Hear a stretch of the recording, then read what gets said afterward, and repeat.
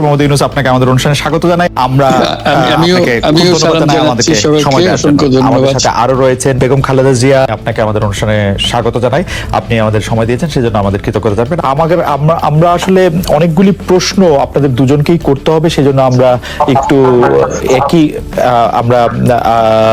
আপনাদের থেকে একটু টু দা পয়েন্ট এবং যদি কুইক একটু বলেন তাহলে আমাদের জন্য একটু সুবিধা হয়।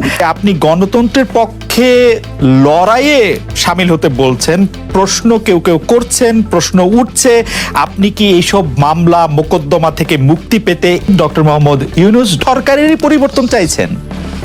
বিসমিল্লাহির রহমানির রহিম। আসসালামু আলাইকুম।